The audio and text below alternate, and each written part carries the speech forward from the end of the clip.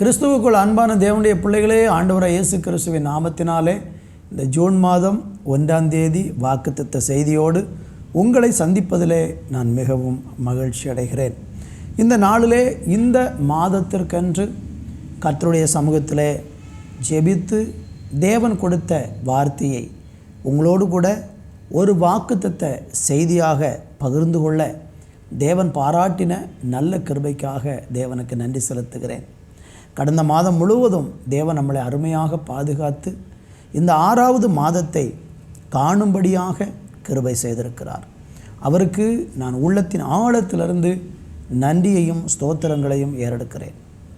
இப்பொழுது கூட நம்ம தியானிப்பதற்கு ரோமருக்கு எழுதின நிருபம் அதனுடைய 8ஆம் அதிகாரம் 28வது வசனத்தை வாசித்து இன்றைக்கு நம்ம தியானிக்க போகிறோம். வேதம் என்ன சொல்லுகிறது? அன்றியும் அவருடைய தீர்மானத்தின்படி அழைக்கப்பட்டவர்களாய் தேவனிடத்தில் அன்பு கூறுகிறவர்களுக்கு சகலமும் நன்மைக்கு ஏதுவாய் நடக்கிறது என்று அறிந்திருக்கிறோம். அப்போஸ்தலனாகிய பவுல் ஒரு அருமையான காரியத்தை இங்கே தெளிவாக சொல்லுகிறதை பார்க்கிறோம். தேவனிடத்தில் அன்பு கூறுகிற அழைக்கப்பட்ட அவருடைய பிள்ளைகளுக்கு அவர்களுடைய வாழ்க்கையில் எது நடந்தாலும் அது நன்மைக்காக நடக்கிறது என்பதை இங்கே பவுல் விளக்குகிறதை பார்க்கிறோம். இந்த வார்த்தையை நீங்கள் வாசித்து எத்தனையோ முறை வாசித்திருப்பீங்க. ஆனால் இந்த காரியத்தை, இந்த வசனத்தை வாசித்த பிறகு என் வாழ்க்கையில் எல்லாமே நன்மைக்குத்தான் நடக்குதா என்று உங்களால் நம்ப முடியாத அளவுக்கு சில பிரச்சனைகள், விபரீதமான காரியங்கள், நடக்கிற காரியங்களை பார்த்தால் இது தீமையில் தான் போய் முடியும், ஒரு பெரிய அழிவில் தான் போய் முடியும், அல்லது ஒரு பெரிய வேதனையில் தான் போய் முடியும் என்று சூழ்நிலைகளை பார்த்து நீங்கள் மனம் தளர்ந்து இந்த நாட்களில் வாழ்ந்து கொண்டிருக்கலாம். ஆனால் ஆண்டவருடைய வார்த்தை சொல்லுகிறது, ஒரு நாளும் ஆண்டவருடைய வார்த்தை பொய் சொல்லாது. அவர் உண்மையான ஒரு காரியத்தை சொல்கிறாரு. அன்றியும் அவருடைய தீர்மானத்தின்படி அழைக்கப்பட்டவர்களாய் அவரிடத்தில் தேவனிடத்தில் அன்பு கூறுகிறவர்களுக்கு சகலமும் நன்மைக்கு ஏதுவாக நடக்கிறது என்று அறிந்திருக்கிறோம். இந்த காரியத்தை பவுல் அப்போஸ்தலன் சொல்லும்போது ஏதோ அவருக்கு மனதில் தோன்றினதை சொல்லவில்லை. நீங்கள் இன்றைக்கு எப்படியெல்லாம் பலவிதமான பாடுகளிலும் நெருக்கங்களிலும் கஷ்டங்களிலும் கடந்து போகிற சூழ்நிலையில் உங்களால் நம்ப முடியாத அளவுக்கு எனக்கு நடக்கிற காரியங்களையெல்லாம் பார்த்தா இப்படியெல்லாம் எனக்கு நடந்தா என் எதிர்காலம் எப்படி ஆகும் என்று கலங்கி பலவிதமான நெருக்கத்தில் போகிறது போல பவுல் அப்போஸ்தலன் அந்த பாதையில் கடந்து போய் அந்த நெருக்கத்தின் வழியாக கடந்து போகிற ஒரு சூழ்நிலையில் அவரும் இருக்கத்தான் செய்தார். ஆனால் அவர் ஒரு உண்மையை தெளிவாக புரிஞ்சதுனால அவர் கலக்கம் இல்லாமல், பயம் இல்லாமல், என் வாழ்க்கையில் என்ன நடந்தாலும் அது நன்மைக்காகத்தான் நடக்கிறது என்பதை அவர் அறிந்து வைத்திருந்தார். அருமையானவர்களே, இந்த இடத்துல நம்ம தியானிக்கும் போது அப்போஸ்தலனாகிய பவுல் 35வது வசனத்திலிருந்து 39வது வசனம் வரைக்கும் ஒரு காரியத்தை தெளிவாக சொல்கிறார். என் வாழ்க்கையில் எல்லாமே நன்மைக்குத்தான் தேவன் செய்கிறார் என்பதை விசுவாசித்த அந்த பவுல் அப்போஸ்தலன் அவருடைய வாழ்க்கையில் நடந்த காரியத்தை நீங்கள் கொஞ்சம் பாருங்கள். 35வது வசனம் சொல்லுகிறது, உமது நிமித்தம் எந்நேரமும் கொல்லப்படுகிறோம், அடிக்கப்படும் ஆடுகளைப் போல எண்ணப்படுகிறோம் என்று எழுதியிருக்கிறபடி நேரிட்டாலும் கிறிஸ்துவின் அன்பை விட்டு நம்மை பிரிப்பவன் யார்? அடுத்து வரிசைப்படுத்தி சொல்கிற உபத்திரவமோ, வியாகுலமோ, துன்பமோ, பசியோ, நிர்வாணமோ, நாச மோசமோ, பட்டயமோ, இவைகள் எல்லாவற்றிலேயும் நாம் நம்மில் அன்பு கூறுகிறவராலே முற்றிலும் ஜெயம் கொள்ளுகிறவர்களாய் இருக்கிறோம். மரணமானாலும் ஜீவனானாலும் தேவதூதர்களானாலும் அதிகாரங்களானாலும் வல்லமைகளானாலும் நிகழ்காரியங்களானாலும் வருங்காரியங்களானாலும் உயர்வானாலும் தாழ்வானாலும் வேறு எந்த சிருஷ்டி ஆனாலும் நம்முடைய கர்த்தராகிய கிறிஸ்து இயேசுவில் உள்ள தேவனுடைய அன்பை விட்டு நம்மை பிரிக்க மாட்டாது என்று நிச்சயித்திருக்கிறேன். அருமையான தேவனுடைய பிள்ளைகளே, பவுலப்போஸ்தலன் இந்த வார்த்தையை சொல்லும்போது எல்லாம் என் வாழ்க்கையில் தேவனால் அழைக்கப்பட்ட தேவனிடத்தில் அன்பு கூறுகிறவர்களுக்கு நன்மைக்காக நடக்கிறதுன்னு அவர் சொல்லிட்டு அப்படியே விட்டுறல. அவருடைய வாழ்க்கையிலையும் நம்ம இன்னைக்கு கடந்து போகிறது போல பயங்கரமான உபத்திரவத்திலையும் பாடுகளிலையும் வேதனையிலையும் கடந்து போனார். ஆனால் அந்த வேதனையின் நடுவில் ஒரு ஆழமான நம்பிக்கை அவருக்குள் இருந்தது.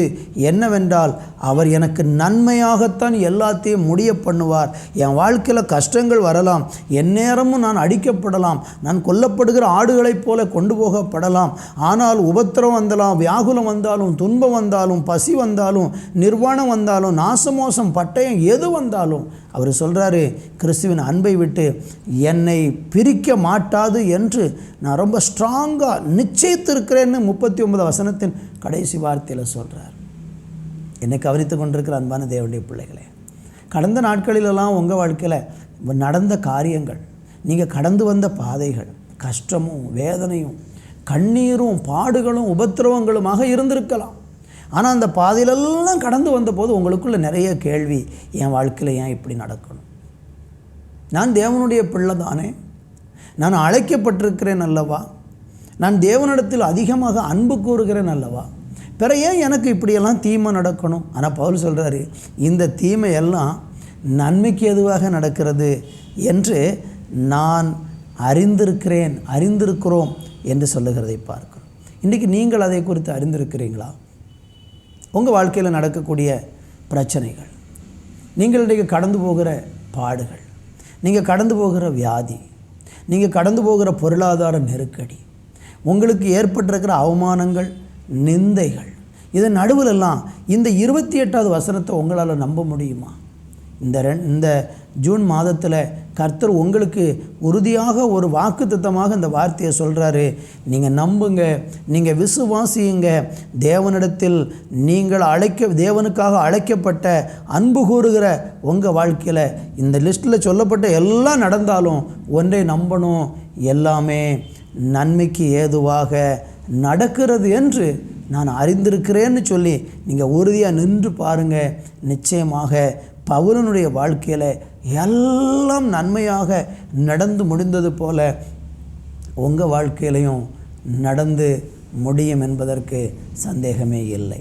கர்த்தருக்கு மகிமை உண்டாகட்டும். நம்ம எப்பொழுது இந்த தேவன் என்னுடைய வாழ்க்கையில் எதை செய்தாலும் எனக்கு நன்மையாகத்தான் முடியும்னு சொல்லி அந்த நம்பிக்கை எப்பொழுது நமக்குள்ளே உண்டாகும் என்பதை இன்றைக்கி நம்ம தியானிக்க போகிறோம். அந்த நம்பிக்கையில் நீங்கள் வளரணும். எனக்கு எல்லாம் நல்லதாக நடக்கும், என் வாழ்க்கையினுடைய முடிவு நல்லா தான் இருக்கும், இன்றைக்கி நான் பாட அனுபவிக்கிற நாளைக்கு நான் மேன்மை அடைவேன், இந்த உபத்திரவத்திலலாம் விடுதலை பெற்று நான் ஒரு பெரிய ஆசீர்வாதமான மேன்மையை சுதந்திரிப்பேன்னு நீங்கள் நம்பணும்னா ஒரு சில காரியங்களை நீங்கள் தெளிவாக அறிஞ்சிருந்தால் மட்டும்தான் உங்களால் இதெல்லாம் நம்ப முடியும். அது நீங்கள் அதை அறியாமல் போனீங்கன்னா உங்களால் நம்பவே முடியாது. எல்லாரை போல் நீங்களும் புலம்பிக் கொண்டு, அழுது கொண்டு, துக்கப்பட்டு கொண்டு, ஐயோ எனக்கு இப்படி ஆயிட்டே, நான் தேவனை தேடினேன், சபைக்கு போனேன், ஆண்டவரை விசுவாசிக்கிறேன், ஆலயத்துக்கு போகிறேன், காணிக்க கொடுக்குறேன், எல்லாம் செய்கிறேன், ஆனால் என் வாழ்க்கையில் ஏன் இப்படி நடக்குதுன்னு சொல்லி புலம்பிக் கொண்டு திரிவீர்கள். நீங்கள் புலம்பாமல் பவுலை போல இதன் மத்தியிலெல்லாம் கிறிஸ்துவின் அன்பை விட்டு தேவனுடைய அன்பை விட்டு என்னை பிரிக்க மாட்டாது என்று நான் நிச்சயத்திருக்கிறேன்னு சொல்லி சகலவும் நன்மைக்கு ஏதுவாக தான் நடக்கிறது என்று சொல்லி நிச்சயமாக உறுதியாக நீங்களும் இருக்கணும்னு சொன்னால், ஒன்று அதே வசனத்தை திரும்ப வாசிக்கிறேன், கவனிங்க. அன்றியும் அவருடைய தீர்மானத்தின்படி அழைக்கப்பட்டவர்களாய் தேவனிடத்தில் அன்பு கூறுகிறவர்களுக்கு என்று சொல்லப்பட்டிருக்கிறது. நீங்கள் நல்லா தெரிந்து கொள்ளுங்க, நீங்களும் நானும் எந்த சூழ்நிலையிலும் எனக்கு நன்மைக்கு தான் எல்லாமே நடக்கிறது என்று தீமை வரும்போது நீங்கள் உறுதியாக நின்று மனம் தளர்ந்து போகாமல் நிலைச்சிருக்கணும்னா உங்களை தேவன் அழைத்திருக்கிறார் என்பதை நீங்கள் அறிந்திருக்க வேண்டும். எல்லாரும் தன்னுடைய வாழ்க்கையில் என்ன தேவன் அழைச்சிருக்கிறாரா அழைக்கலையாங்கிற அந்த விஷயத்தில் நிறைய பேருக்கு இன்றைக்கு குழப்பம் இருக்கிறது. நான் ஒன்று சொல்கிறேன், உங்களை தேவன் அழைச்சிருக்கிறார், உங்களை தேவன் முன்குறித்திருக்கிறார் என்று உங்களால் நம்ப முடியுமா? வேதத்தில் நீங்கள் படித்து பாருங்கள். ரோமர் 8ஆம் அதிகாரத்தில் 30வது வசனம் இப்படியாக சொல்லுகிறது, எவர்களை முன்குறித்தாரோ அவர்களை அழைத்தும் இருக்கிறார். எவர்களை அழைத்தாரோ அவர்களை நீதிமான்களும் ஆக்கியிருக்கிறார். எவர்களை நீதிமான்கள் ஆக்கினாரோ அவர்களை மகிமைப்படுத்தியும் இருக்கிறார். ஒன்று தெரிந்து கொள்ளுங்க, யாருக்கு இந்த காரியங்கள் நடக்கிறது, யார் எல்லாம் நன்மைக்கு ஏதுவாகத்தான் நடக்கிறது என்று நம்ப முடியும் என்றால், என்னை தேவன் அழைத்திருக்கிறார் என்று யார் நம்புகிறாங்களோ, அல்லது தேவனுடைய அழைப்பை, நான் தேவனால் அழைக்கப்பட்ட ஒரு மனுஷன், தேவனால் தெரிந்து கொள்ளப்பட்ட ஒரு மனுஷன், பாவத்தில் வாழ்ந்தேன், உலகத்தில் வாழ்ந்தேன், சிற்றின்பங்களில் வாழ்ந்தேன், என்னை தெய்வம் இந்த அழிவிலிருந்தெல்லாம் மீட்டு அவருடைய பிள்ளையாக என்னை தேர்ந்தெடுத்திருக்கிறாருங்கிறதுல நீங்கள் என்றைக்கு உறுதிப்படுகிறீங்களோ அப்போ தான் நீங்கள் சொல்ல முடியும், தேவனிடத்தில் அன்பு கூறுகிற எனக்கு எல்லாமே நன்மைக்கு எதுவாக நடக்கும் என்று. அநேகருக்கு இன்றைக்கு தேவன் அழைத்திருக்கிற அழைப்பு குறித்து நிறைய சந்தேகங்கள் இருக்கிறது. வேதம் சொல்லுகிறது, எவர்களை அவர் முன்குறித்தாரோ அவர்களை அழைச்சிருக்கிறார். உங்களை முன்குறித்து தேவன் அழைச்சிருக்கிறதுனால உங்கள் வாழ்க்கையில் எல்லாமே நன்மைக்கு ஏதுவாக நடக்கிறது. எவர்களை முன்குறித்தாரோ அவரை என்ன செய்கிறார் என்றால் அவர்களை நீதிமான்களாக்குகிறார். எவர்களை நீதிமான்கள் ஆக்குகிறாரோ அவர்களை அவர் மகிமைப்படுத்துகிறார். நம்ம வாழ்க்கையில் இந்த ப்ராசஸிங் கர்த்தர் செஞ்சுக்கிட்டே இருப்பார். நீங்கள் அழைக்கப்பட்டிருக்கிறீங்கன்னா, நீங்கள் முன்குறிக்கப்பட்டு அழைக்கப்பட்டிருக்கிறீங்க, நீங்கள் அழைக்கப்பட்டிருக்கிற உங்களை கர்த்தர் நீதிமான்களும் ஆக்கியிருக்கிறாரு. நீதிமான்கள் ஆக்கியிருக்கிற உங்களை அவர் மகிமைப்படுத்தியும் இருக்கிறார். அப்போ ஒன்று புரிந்து கொள்ளுங்கள், நான் தேவனை தெரிந்து கொள்ளலை, அவர் என்ன தெரிந்து கொண்டார். நான் அவரிடத்திற்கு போகலை, அவர்தான் என்னை அழைத்தார், அவர்தான் என்னை ரட்சித்தார், அவர்தான் என்னுடைய பாவங்களுக்காக மரித்து அவருடைய பிள்ளையாக என்னை மாற்றினார் என்று என்னை தேவன் சூஸ் பண்ணியிருக்கிறாரு, அழைச்சிருக்கிறாருங்கிற அந்த உறுதி உங்களுக்குள்ளே இருக்கும் என்றால் நீங்கள் சொல்லுவீங்க, நான் தேவனிடத்தில் அன்பு கூறுகிற எனக்கு எல்லாமே நன்மைக்கு ஏதுவாக நடக்கிறது என்று உங்களால் சொல்ல முடியும். நீங்கள் 1 கொரிந்தியர் 1:9 வாசிக்கும்போது ஆண்டவர் நம்மளை எதற்காக அழைச்சிருக்கிறாருன்னு நீங்கள் தெரிந்து கொள்ளணும். அழைப்பை குறித்து தெளிவில்லாத ஒரு மனுஷனுக்கு இந்த வசனத்தை நம்பவே முடியாது.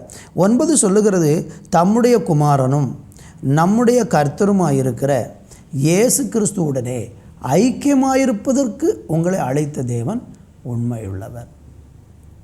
உங்களை என்னை ஆண்டவர் எதுக்கு அழைச்சிருக்கிறார் பாருங்க, தேவனோடு ஐக்கியமாக இருப்பதற்கு அவர் அழைச்சிருக்கிறாரு. அந்த தேவன் உண்மையுள்ளவர். உங்களை அழைச்சவர் உங்கள் வாழ்க்கையில் தீமைகளை எல்லாம் அனுமதித்து உங்களை பாதியில் போட்டுட்டு போயிடுவாரா? இல்லை, அவர் உண்மையுள்ளவர். தேவனோடு ஐக்கியமாக இருப்பதற்கு நம்மளை அழைச்சிருக்கிறார்.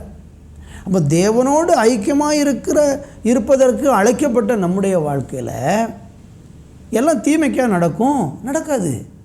எல்லாம் நன்மைக்கு தான் நடக்கும். நன்மைக்கு ஏதுவாகத்தான் தேவன் எல்லாவற்றையும் நம்ம வாழ்க்கையில் செய்வார். இதை நீங்கள் நம்ப முடியுமா உங்களால்? அப்படி நீங்கள் நம்பி பாருங்கள். இந்த அழைப்பை நீங்கள் தெளிவாக புரிந்து கொண்டால் நீங்கள் இதை நிச்சயமாக எனக்கு நன்மைக்கு தான் எல்லாம் நடக்கிறது என்பதை நீங்கள் நம்ப ஆரம்பிப்பீர்கள். இன்னும் நீங்கள் கலாத்தியருக்கு எழுதின நிருபத்தில் 1:15 சொல்லுகிறது, அப்படி இருந்தும் நான் என் தாயின் வயிற்றில் இருந்தது முதல் என்னை பிரித்தெடுத்து தம்முடைய கிருபையினாலே அழைத்த தேவன் என்று சொல்லுகிறதை பார்க்கிறோம். தாயின் வயிற்றில் நீங்கள் இருந்தது முதல் உங்களை என்னை ஆண்டவர் பிரித்து எடுத்திருக்கிறார். நீங்கள் ஈஸியாக அல்ல சும்மா சாதாரணமாக நீங்கள் ஆண்டவர் பக்கம் வரல. நீங்கள் இன்றைக்கி தேவனுடைய பிள்ளையாக இருக்கிறீங்க. நீங்கள் தேவனிடத்தில் அன்பு கூறுகிறவங்களா, தேவனை ஆராதிக்கிறவங்களா இருக்கிறீங்கன்னா நீங்கள் சாதாரணமாக தேவனிடத்திற்கு வரல. உங்களை தாயின் வயிற்றில் உருவாகிறதுக்கு முன்பதாகவே அவர் முன்குறிச்சதுனால தான் இன்றைக்கு இந்த ஸ்தானத்தில் இருக்கிறீங்க. அப்போ உங்களை குறித்து தெய்வத்துக்கு ஒரு பெரிய திட்டம் இருக்கிறது, ஒரு முன்குறிப்பு இருக்கிறது, ஒரு அழைப்பு இருக்கிறது, உங்களை குறித்து ஒரு நோக்கம் இருக்கிறது, உங்களை இன்றைக்கி ரட்சித்ததற்கும் ஒரு முகாந்திரம் இருக்கிறது. இது எல்லாம் நம்ம வாழ்க்கையில் இருக்கும்போது நம்ம வாழ்க்கையில் என்ன நடந்தாலும் அது நன்மைக்கு தான் நடக்குங்கிறதுல மாற்று கருத்தில்லை. அதை நீங்கள் பூரணமாக இந்த நாட்களில் நம்ப வேண்டியதாக இருக்கிறது. எபேசியர் நிருபத்திலே 4 ஸ்தோத்திரம் 1-3 வரை உள்ள வசனங்களை நீங்கள் வாசித்து பாருங்கள். என்ன சொல்லப்பட்டிருக்கிறது? ஆதலால் கர்த்தர் நிமித்தம் கட்டுண்டவனாகிய நான் உங்களுக்கு சொல்லுகிற புத்தி என்னவெனில், நீங்கள் அழைக்கப்பட்ட அழைப்புக்கு பாத்திரவான்களாக நடந்து மிகுந்த மனத்தாழ்மையும் சாந்தமும் நீடிய பொறுமையும் உடையவர்களாய் அன்பிலே ஒருவரை ஒருவர் தாங்கி சமாதான கட்டினால் ஆவியின் ஒருமையை காத்து கொள்கிறதற்கு ஜாக்கிரதையாய் இருங்கள். அருமையான தேவனுடைய பிள்ளைகளே, நீங்கள் அழைக்கப்பட்ட அழைப்புக்கு எப்படி இருங்க? பாத்திரவான்களாக இருங்க. உங்களை ஆண்டவர் அழைச்சிருக்கிறாரு. அந்த அழைப்புக்கு தகுதியால் நீங்கள் நடந்து கொள்ளுங்க. துன்பம் வரும்போது சோர்ந்து போயிடாதீங்க. பாடுகள் வரும்போது தளர்ந்து போயிடாதீங்க. வாழ்க்கையில் விபரீதமான சூழ்நிலைகள் நடக்கும்போது தளர்ந்து விடாதீங்க. பவுல் தன்னை தேவனை அழைச்சார். ஆனால் அவருடைய வாழ்க்கையில் நடந்த காரியங்களெல்லாம் பார்த்திங்கன்னா பயங்கரமான நெருக்கங்கள், வேதனைகள். நீங்கள் 2 கொரிந்தியர் 11ஆம் அதிகாரம் 24வது வசனத்திலிருந்து நீங்கள் படித்து பார்த்தீங்கன்னா பவுலுக்கு உண்டான உபத்திரவங்களை நீங்கள் பாருங்கள். யூதர்களால் 1 குறைய 40 அடியாக 5 தரம் அடிபட்டேன். 3 தரம் மிலாரினால் அடிபட்டேன். 1 தரம் கல்லெறியுண்டேன். 3 தரம் கப்பற் சேதத்தில் இருந்தேன். கடலிலே ஒரு ராப்பகல் முழுவதும் போக்கினேன். அநேகந்தரம் பிரயாணம் பண்ணினேன். ஆறுகளால் வந்த மோசங்களாலும் கள்ளரால் வந்த மோசங்களாலும் என் சுயஜனங்களால் வந்த மோசங்களாலும் அந்நிய ஜனங்களால் வந்த மோசங்களிலும் பட்டணங்களில் உண்டான மோசங்களிலும் வனாந்தரத்தில் உண்டான மோசங்களிலும் சமுத்திரத்தில் உண்டான மோசங்களிலும் கள்ள சகோதரத்தில் உண்டான மோசங்களிலும் பிரயாசத்திலும் வருத்தத்திலும் அநேக முறை கண்விழிப்புகளிலும் பசியிலும் தாகத்திலும் அநேக முறை உபவாசங்களிலும் குளிரிலும் நிர்வாணத்திலும் இருந்தேன். இவை முதலானவைகளை அல்லாமல் எல்லா சபைகளை குறித்தும் உண்டாயிருக்கிற கவலை என்னை நாள்தோறும் நெருக்குகிறது. பாருங்கள், இவ்வளவு துன்பத்தின் நடுவில் ஒரு மனுஷன் சொல்கிறாரு, அழைக்கப்பட்ட தேவனிடத்தில் அன்பு கூறுகிற எனக்கு எல்லாம் நல்லது தான் நடக்குதுன்னு சொல்லி. இதில் இந்த வரிசை பட்டியலில் நீங்கள் எத்தனை துன்பத்தை அனுபவிச்சிருக்கிறீங்க? பவுல் அனுபவித்தது போல உள்ள பாடுகள் உங்கள் வாழ்க்கையில் வந்திருக்கிறதா? அவர் சொல்கிறாரு, 1 குறைய 40 அடியாக 5 தரம் அடிக்கப்பட்டேன். 39 அடி வச்சு 5 முறை அவனுக்கு அடி விழுந்திருக்கு. யோசித்து பாருங்கள் 196 அடிபட்டிருக்கிற 5 முறை 40 அடிக்கு 1 அடி கம்மி வச்சு 5 முறை நான் அடிக்கப்பட்டிருக்கிறேன் அப்படிங்கிறார். நீங்கள் 1 அடி பட்டிருப்பீங்களா ஆண்டவருக்காக? இவர் சொல்கிறாரு, 196 அடி நான் பட்டிருக்கிறேன் ஐயா. 196 அடிபட்டிருக்கிறேன். 3 தரம் மிலாறுகளால் அடிபட்டேன். 1 தரம் கல்லெறியுண்டேன். 3 தரம் கப்பல் சேதத்தில் இருந்தேன். என்னை கவனித்து கொண்டிருக்க அன்பு தேவ பிள்ளைகளே, நம்முடைய விசுவாச வாழ்க்கையில் நம்ம இதெல்லாம் நம்ம கற்றுக்கொள்ளணும். இன்றைக்கி உங்களுடைய பிரச்சனை உங்களுக்கு ரொம்ப மலை போல தெரிகிறது. சின்ன பிரச்சனைகளை கூட பெருசாக யோசித்து, நான் ஏன் இப்படி இருக்கணும், எனக்கு ஏன் இந்த பிரச்சனை, அவங்கெல்லாம் நல்லா இருக்கிறாங்க, நான் ஏன் கஷ்டப்படணும்? நம்முடைய விசுவாச வாழ்க்கையில் நம்ம கற்றுக்கொள்ள வேண்டிய மிக முக்கியமான சில காரியங்கள் இவைகள். பவுல் இதெல்லாம் சொல்லிட்டு சொல்கிறாரு, நான் எல்லாவற்றிலும் என்ன செஞ்சுருக்கிறோம்னா மனரம்யமாக இருக்க கற்றுக்கொண்டேங்கிறார். பிலிப்பியர் 4ஆம் அதிகாரம் 11-12 வசனங்களை நீங்கள் நேரம் எடுத்து படித்து பாருங்கள். என் குறைச்சலினால் நான் இப்படி சொல்லுகிறது இல்லை. ஏனெனில் நான் எந்த நிலைமையில் இருந்தாலும் மனரம்யமாக இருக்க கற்றுக்கொண்டேன். தாழ்ந்திருக்கவும் எனக்கு தெரியும், வாழ்ந்திருக்கவும் எனக்கு தெரியும், எவ்விடத்திலும் எல்லாவற்றிலும் திருப்தியாக இருக்கவும் பட்டினியாயிருக்கவும் பரிபூரணமடையவும் குறைவுபடவும் போதிக்கப்பட்டேன். அவர் ரொம்ப கற்றுக்கிட்டார். எல்லாத்தையும் அட்ஜஸ்ட் பண்ணி வாழ்கிறத கற்றுக்கிட்டார். எல்லாம் நல்லதாக நடக்கும், என் வாழ்க்கையில் தேவன் எல்லாம் நல்லதாக முடிப்பார், ஒரு நாள் எனக்கு தீமை வராது, என்னுடைய முடிவு நல்லா இருக்கும், எதிர்காலம் நல்லா இருக்கும், தேவனிடத்தில் அன்பு கூறுகிற எனக்கு சகலமும் நன்மைக்கு ஏதுவாகத்தான் நடக்கிறதுன்னு ரொம்ப ஆழமாக நம்பி இருக்கிறாரு. அதனால் அவர் சொல்கிறாரு, இந்த பிரச்சனைகளெல்லாம் கண்டு நான் கலங்கி போகிறதில்ல, நான் உலைஞ்சி போக மாட்டேன், நான் மனரம்யமாக இருக்க கற்றுக்கொண்டேன். இன்றைக்கி உங்கள் வாழ்க்கையில் மனரம்யமாக இருக்க உங்களால் முடியுதா? போராட்டங்கள் வரும்போது, பிரச்சனைகள் வரும்போது, துன்பங்கள் வரும்போது இது எனக்கு வரக்கூடாதுன்னு நீங்கள் நினைக்கிறீங்களா? அது நமக்கு வரத்தான் செய்யும். எதுக்காக தெரியுமா? ஆண்டவர் இந்த காரியங்களெல்லாம் நம்முடைய வாழ்க்கையில் ஏன் அனுமதிக்கிறார் அப்படின்னா, நம்மளை உருவாக்குவதற்காகத்தான் ஆண்டவர் இதெல்லாம் அனுமதிக்கிறார். நம்மளை மறுரூபப்படுத்துவதற்காகத்தான் ஆண்டவர் நம்மளை அனுமதிக்கிறார். நம்ம எல்லாரும் அவருடைய சாயலுக்கு ஒப்பான சாயலாக மாறணுங்கிறதுக்காகத்தான் அவர் இதை செய்கிறார். அதே ரோமர்களின் நிருபத்தில் 8ஆம் அதிகாரத்தில் இந்த வசனத்தை ஆண்டவர் சொன்னதுக்கு அப்புறம் 28 இதை சொன்னார். 29 சொல்கிறாரு, தம்முடைய குமாரன் அநேக சகோதரருக்குள்ளே முதற்பேரானவராக இருக்கும் பொருட்டு தேவன் எவர்களை முன்குறித்தாரோ அவர்களை தமது குமாரனுடைய சாயலுக்கு ஒப்பாயிருப்பதற்கு முன்குறித்திருக்கிறார். இந்த உபத்திரவங்கள், இந்த நெருக்கங்கள், தேவனிடத்தில் அன்பு கூறுகிற அவருடைய பிள்ளைகளுக்கு பவுலை போல இப்படிப்பட்ட துன்பங்கள்லாம் வர்றது எதுக்குன்னா, நம்ம எல்லாரும் தேவனுடைய சாயலுக்கு ஒப்பாக நம்ம மாறணுங்கிறதுக்காகத்தான் இந்த ஒரு பாதையில் தேவன் நம்மளை கொண்டு போகிறாரு. அதனுடைய முடிவு எப்படியாக இருக்கும்னா, ஒரு பெரிய மகிமை, ஒரு பெரிய மறுரூபம், தேவனுடைய குமாரனுடைய சாயல் நமக்குள்ளே வரும், வெளிப்படும். அதுக்காகத்தான் ஆண்டவர் இதை நம்ம வாழ்க்கையில் செய்கிறார். என்னை கவனித்து கொண்டிருக்கிற அன்பான தேவனுடைய பிள்ளைகளே, நீங்கள் மனம் சோர்ந்து போக வேண்டாம். உங்கள் வாழ்க்கையில் நிறைய துன்பங்களும் தீமையும் நடந்துகிட்ருக்கா, அது நன்மைக்கு தான் நடக்குது. அது நன்மையாக தான் தேவன் முடிய பண்ணுவார். மனம் கலங்க வேண்டாம். இந்த நாட்களில் ஆண்டவர் மேலே நம்பிக்கையாக இருங்க.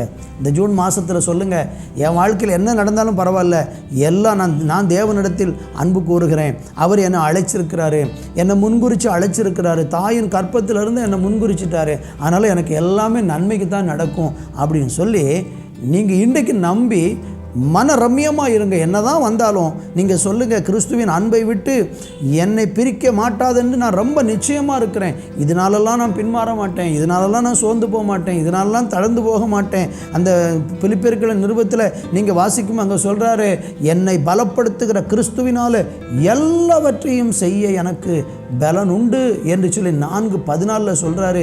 எனக்கு என்னை பலப்படுத்துகிற கிறிஸ்து என் கூட இருக்கிறாரு, நான் எல்லாவற்றையும் செய்கிறதுக்கு எனக்கு பலனை கத்த தருவார்னு சொல்லி இந்த மாதத்தில் நீங்கள் நம்புங்க. தொடர்ந்துள்ள நாட்கள் உங்கள் விசுவாச வாழ்க்கையில் எல்லாம் நன்மையாகவே நடந்து முடிய போகிறது. நீங்கள் சோர்ந்து போக வேண்டாம். விசுவாசித்து தேவனை மகிமைப்படுத்துங்க. கர்த்தர் உங்களை ஆசீர்வதிப்பார். நான் உங்களுக்கு ஜெபிக்க விரும்புகிறேன். நல்ல பிதாவே, இந்த வேலைக்காக நன்றி. நீர் எங்களோடு கூட பேசின வார்த்தைக்காக நன்றி. எங்கள் வாழ்க்கையில் எல்லாம் நன்மைக்கு எதுவாகத்தான் நடக்கிறது என்கிற உண்மையை நாங்கள் புரிந்து கொண்டு மன ரம்மியமாக வாழ்வதற்கு ஏசப்பா எங்களுக்கு உதவி செய்யுங்க. குமாரனுடைய சாயல் எங்களுக்குள்ளே வெளிப்படவும் நாங்கள் கிறிஸ்துவின் மகிமையை அனுபவிக்கிறவர்களாக மாறுவதற்கு இந்த பாதையில் தேவன் எங்களை நடத்துகிறீர் என்று மிகுந்த பொறுமையோடு கூட காத்திருக்க தேவன் இந்த நாளில் ஒவ்வொருவருக்கும் கிருபை பாராட்டும். இந்த மாதம் உம்முடைய பிள்ளைகள் ஒவ்வொருவருக்கும் ஆசீர்வாதத்தின் மாதமாய் மாற்றும். இயேசுவின் நாமத்தில் பிதாவே, ஆமேன், ஆமேன்.